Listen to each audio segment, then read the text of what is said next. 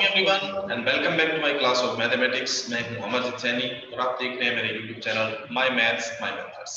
Class 10th में हम कर रहे थे chapter 3 that is pair of linear equation in two variables, जिसके बारे में हम काफी चीजें कर चुके हैं। Solving pair of linear equation by graphical method, algebraic method, algebraic में हमने सब्स्टिट्यूशन मेथड किया, हमने एलिमिनेशन मेथड किया, क्रॉस मल्टीप्लिकेशन मेथड किया।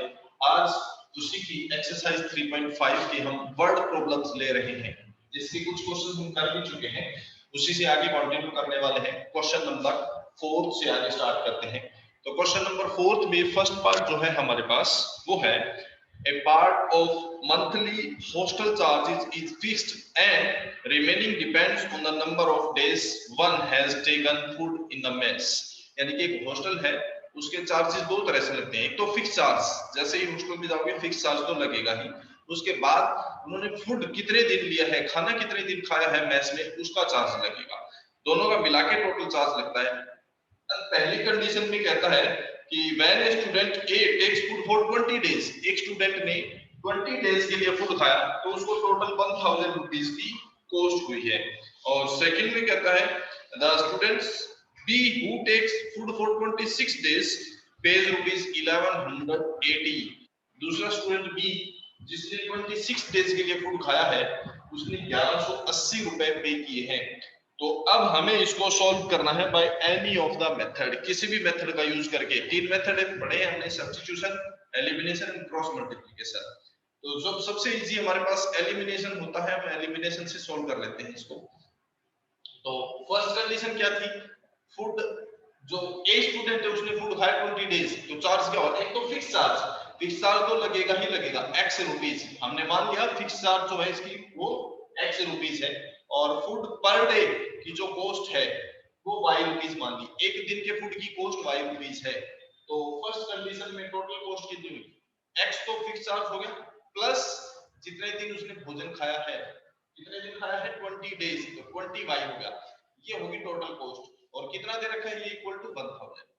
दूसरे स्टूडेंट बी ने जो फूड खाया है वो 26 डेज है, तो fix charge plus food charge दोनों मिला के कितना हो जाएगा, 1180 हो जाएगा।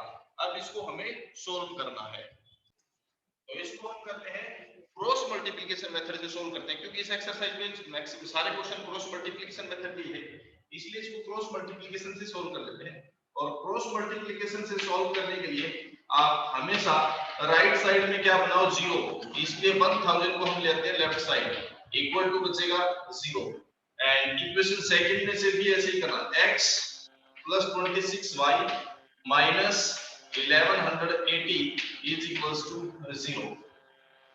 अब हम क्या करते हैं, यहां लिखेंगे x, फिर लिखेंगे y और फिर 1। यहां क्या आ जाएगा, b1 b2 c1 c2 a1 a2 b1 b2।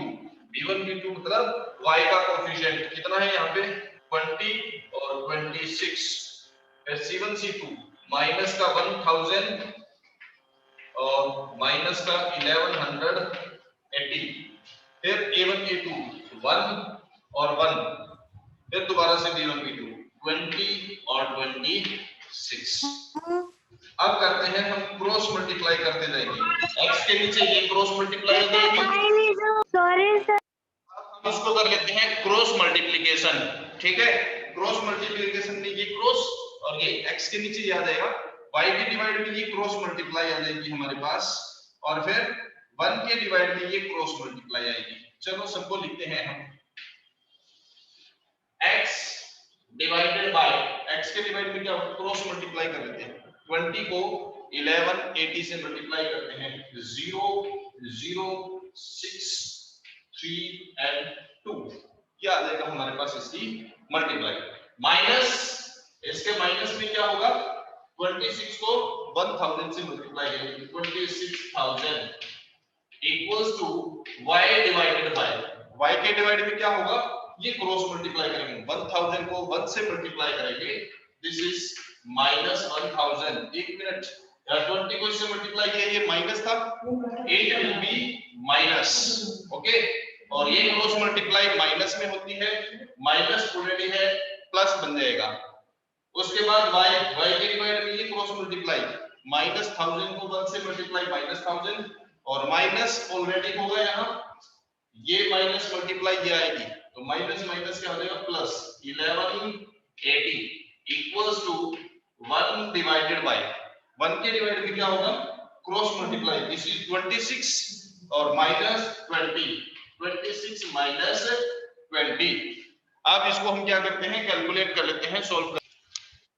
So it is x divided by 26,000 में से 23,600 माइनस करेंगे तो कितना आ जाएगा 2,400, क्योंकि ये प्लस ये माइनस तो प्लस का बचेगा, ग्रेटर टर्म प्लस की है प्लस बचेगा, equals to y divided by minus 1000 और प्लस 1180 तो प्लस 180 बचेगा, equals to 1 divided by 26 minus 20 is 6।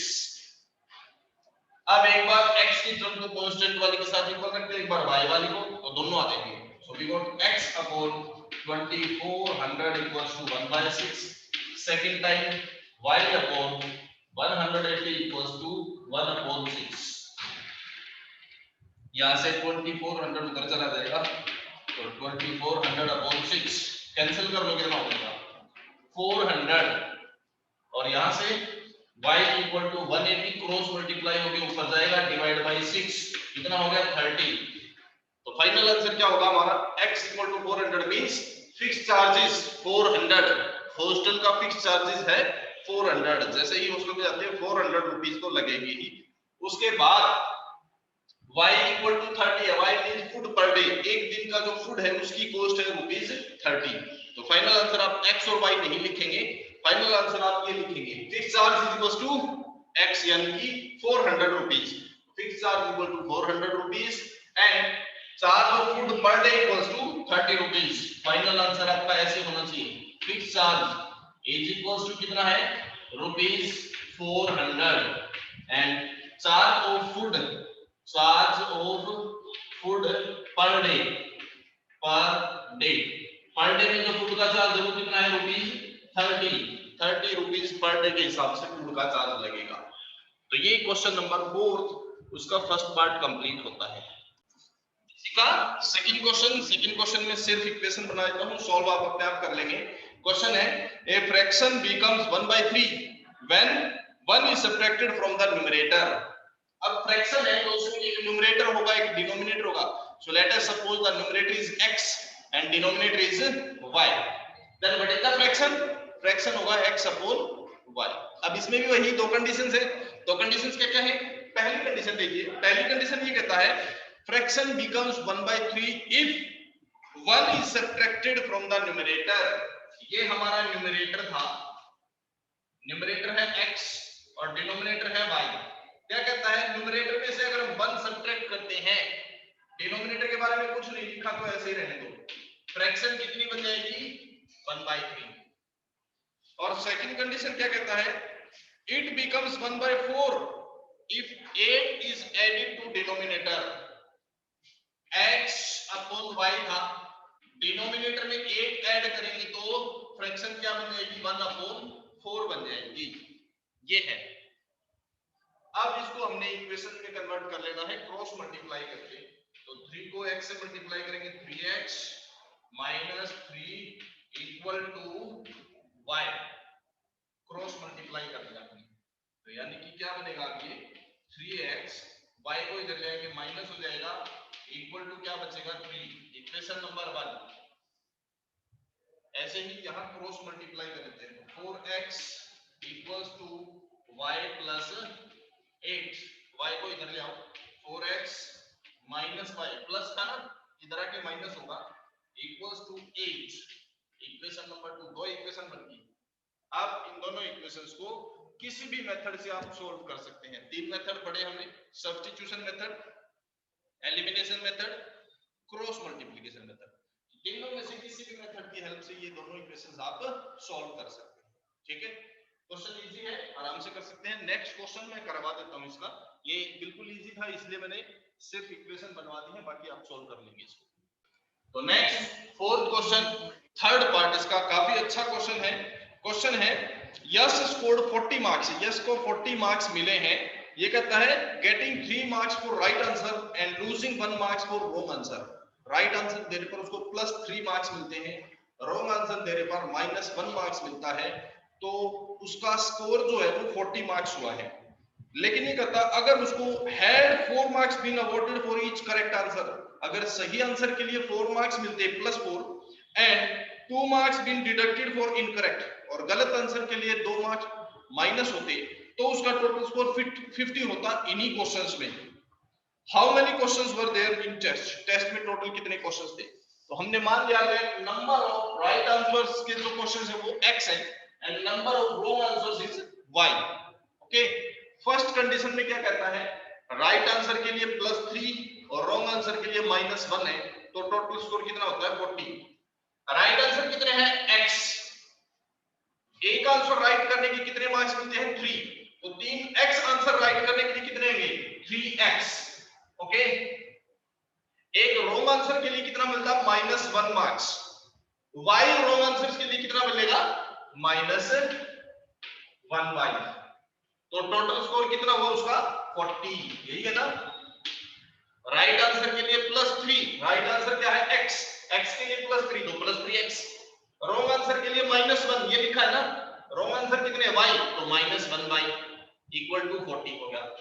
दूसरी तरफ क्या लिखा है, अगर उसको राइट आंसर पे +4 मिलते और रॉन्ग आंसर पे -2 मिलते तो स्कोर 50 होता।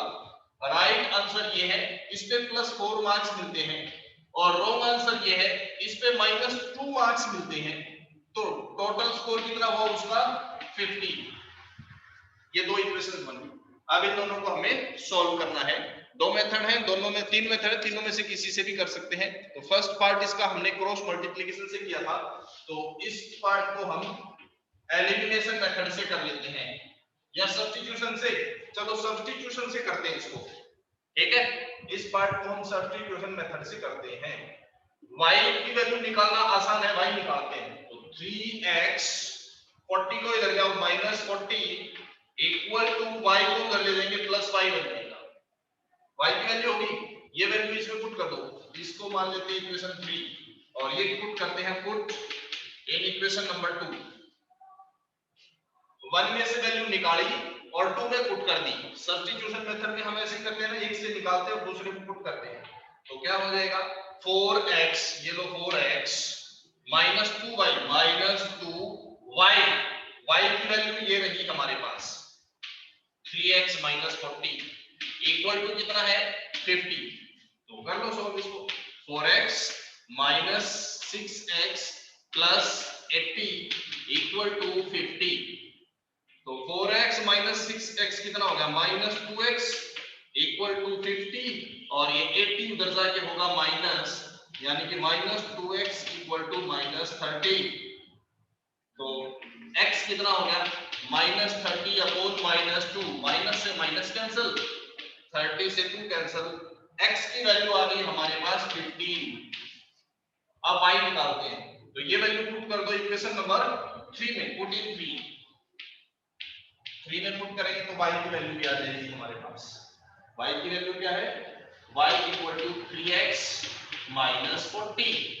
तो 3 मल्टीप्लाई x, x कितना आया है 15 -40, तो y इक्वल टू कितना बन जाएगा 45 एंड -40, y इक्वल टू 5।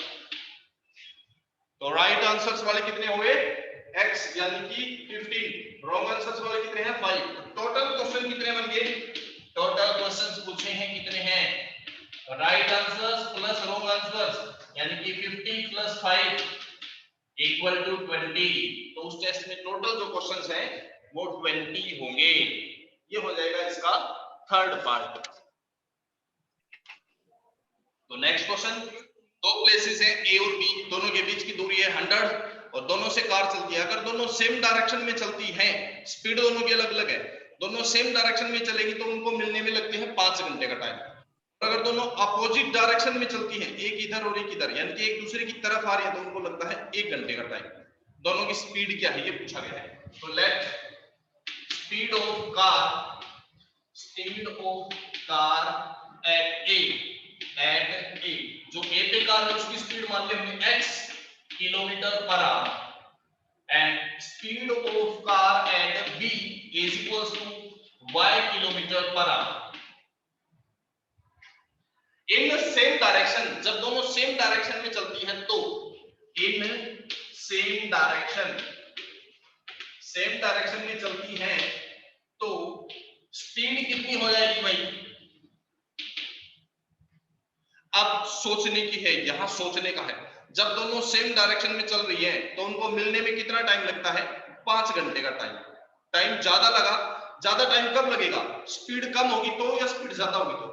सोचने की चीज है। टाइम हमेशा ज्यादा तब लगेगा जब स्पीड कम होगी, है ना? स्पीड कम है, इट मींस फर्स्ट कंडीशन में जब सेम डायरेक्शन में चल रही है तो उनको मिलने में 5 घंटे लगे, यानी कि स्पीड कम रही है उनकी, तो माइनस करेंगे यहाँ पे x minus y kilometre per hour. ठीक है, टाइम कितना है सेम डायरेक्शन में चले तो? टाइम कितना है? 5 आवर्स। और डिस्टेंस कितनी दे रखी है? Distance equals to 100 kilometre. अब हमें पता है कि डिस्टेंस किसके इक्वल होता है? We know that distance equals to होता है स्पीड मल्टीप्लाई टाइम। तो 100 kilometre is equals to speed यानी कि x minus y multiply time कितना है? 5। तो क्या हुआ? चाहो तो ये 5 मल्टीप्लाई है, इसको इधर लाओ तो डिवाइड हो जाएगा। तो 100 से 5 कैंसिल होगा 20 पे, 20 equal to x minus y या x minus y equal to 20। एक इक्वेशन बन जाती है। अब दूसरी इक्वेशन बनाते हैं हम इन ऑपोजिट डायरेक्शन। जब दोनों एक दूसरे की तरफ आ रही है तो in opposite direction, opposite direction, opposite direction में चलेगी तो स्पीड क्या होगी भाई? अब देखिए फिर से सोचने का है। जब दोनों अपोजिट डायरेक्शन में चल रही है तो उनको मिलने में लगता है 1 घंटे का टाइम। सेम डायरेक्शन में 5 घंटे लगे थे, अब 1 घंटा, अब टाइम कम लग रहा है ना? टाइम कम कब लगेगा? कहीं भी पहुंचेंगे कम टाइम लगेगा। कब? अगर हमारी स्पीड ज्यादा होगी तो टाइम कम लगेगा, है ना?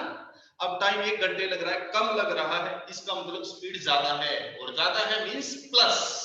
तो स्पीड क्या हो जाएगी? x प्लस y, ये बन जाएगी। ओके, टाइम कितना है हमारा? अब टाइम है 1 आवर, 1 आवर, और डिस्टेंस वही 100 किलोमीटर है इस बार भी। तो फिर से फार्मूला लगाते हैं, distance is equals to speed into time. Speed into time means 100 kilometre is equal to, इस बार स्पीड क्या है? x प्लस y, और टाइम कितना है? 1, means x plus y equal to 100। ये इक्वेशन नंबर 2 बन गई। सिर्फ दोनों को सॉल्व कर लो, x और y आ जाएगा, बिल्कुल इजी हो जाएगा ये क्वेश्चन। ठीक है, solving equation 1 and 2 elimination method से करते हैं। वन इक्वेशन में x minus y equal to 20 और इक्वेशन 2 में x plus y equal to 100। अब चाहो तो x भी इक्वल है इसमें, y भी इक्वल है, कैंसिल हो सकते हैं। x को करेंगे तो साइन सेम है, चेंज करना पड़ेगा, और y में पहले से ही अलग-अलग साइन है, क्यों चेंज करने की जरूरत नहीं है। तो हम सीधा कैंसिल करते हैं, और जब चेंज नहीं करते तो ऐड, जब साइन चेंज करते हैं तो सब्ट्रैक्ट होता है। यहां हमने कुछ चेंज नहीं किया है। 2x इक्वल टू कितना हुआ? 120, मींस x कितना हो जाएगा? 120 अपॉन 2 60, और x की वैल्यू मान लो इसमें रखते हैं, पुट इन इक्वेशन नंबर 2, तो क्या हो जाएगा? x plus y equal to 100, तो y कितना आ जाएगा? 40। फाइनल आंसर क्या होगा? Speed of car at a equals to 60 kilometre per hour and speed of car at b equals to 40 kilometre per hour. ये फाइनल आपका आंसर होगा, ये आपको लिखना होगा। ठीक है, तो ये हमारा क्वेश्चन कंप्लीट होता है। आज के लिए हम इतना ही करते हैं, नेक्स्ट क्लास में इसका एक और क्वेश्चन बचा है, उसको कंटिन्यू करेंगे। तब तक के लिए खुश रहें, स्वस्थ रहें। Have a nice day, thank you very much, bye bye.